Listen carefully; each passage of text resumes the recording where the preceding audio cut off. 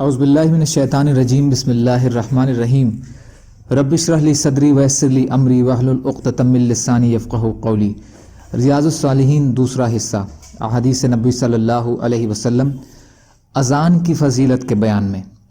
حضرت ابو ہریرہ رضی اللہ تعالیٰ عنہ سے روایت ہے کہ رسول اللہ صلی اللہ علیہ وسلم نے فرمایا، اگر لوگ اس فضیلت کو جان لیں جو اذان دینے اور پہلی صف میں ہے، پھر وہ اس پر قرآن اندازی یعنی پرچی ڈال کر فیصلہ کرنے کا بنا کوئی چارہ نہ پائیں، تو یقیناً یہ اس پر عمل کریں، اور اگر وہ جان لیں کہ اول وقت میں آنے میں کیا فضیلت ہے تو وہ ضرور اس کی طرف دوڑ کر آئیں، اور اگر وہ جان لیں کہ عشاء اور فجر کی نماز کی کتنی فضیلت ہے تو وہ ضرور اس میں شریک ہوں، اگرچہ انہیں گھسٹ کر بھی آنا پڑے۔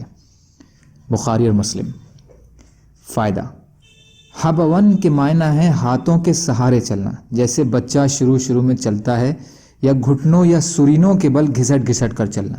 اس میں اذان اور پہلی صف کی جو امام کے ساتھ ہوتی ہے فضیلت کے علاوہ عشاء اور فجر کی نماز جماعت سے پڑھنے کی تاکید ہے، کیونکہ دوسری روایات میں آتا ہے کہ یہ دونوں نمازیں منافقوں پر سب سے زیادہ بھاری ہیں۔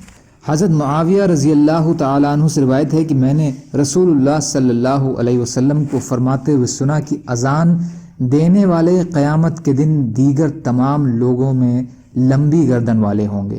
مسلم شریف کی حدیث۔ فائدہ: اس سے اذان کی فضیلت واضح ہے۔ اذان اللہ کی عبادت اور بھلائی کی طرف بلانے کا نام ہے۔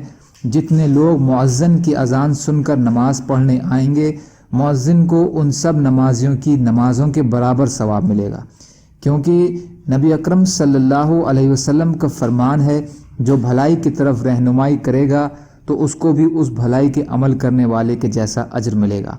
اسی لیے میدان حشر میں وہ تمام لوگوں میں عظمت والے ہوں گے اور ان کی گردن سب سے لمبی ہوگی۔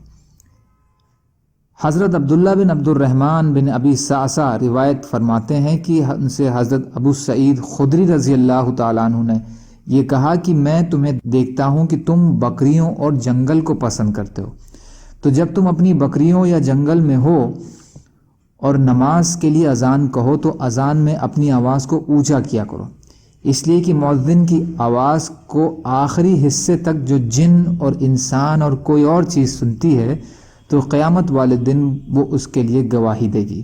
ابو سعید خدری رضی اللہ تعالیٰ عنہ نے فرمایا کہ میں نے یہ بات حضور اقدس صلی اللہ علیہ وسلم سے سنی ہے۔ بخاری شریف۔ فائدہ: شیء کوئی اور چیز عام ہے، اس میں جانور، پیڑ پودے وغیرہ اور پتھر مٹی آ جاتے ہیں۔ اللہ تعالیٰ ان کو بھی بولنے کی طاقت عطا فرمائیں گے، اور یہ چیز بھی انسانوں اور جناتوں کی طرح بارگاہ الہی میں مؤذن کی اذان کی گواہی دیں گی۔ اس سے بھی اذان اور مؤذن کی فضیلت واضح ہے۔ اللہ تعالیٰ کہنے سننے سے زیادہ عمل کی توفیق عطا فرمائے، اور مظلوم کشمیریوں، فلسطینیوں اور دیگر ممالک میں جہاں بھی مسلمان بھائی بہن پریشان حال ہیں، یا اللہ آپ ان کی مدد فرمائیے، اور ہم کو بھی اپنی استعداد کے بقدر اپنا حق ادا کرنے والا بنائیے، آمین۔ سبحان اللہ و بحمدہ، سبحانک اللہم بحمدک، اشہد ان لا الہ الا انت، استغفرک و اتوب الیک۔ سبحان ربک رب العزت عما یصفون، وسلام علی المرسلین، والحمد للہ رب العالمین، برحمتک یا ارحم الراحمین۔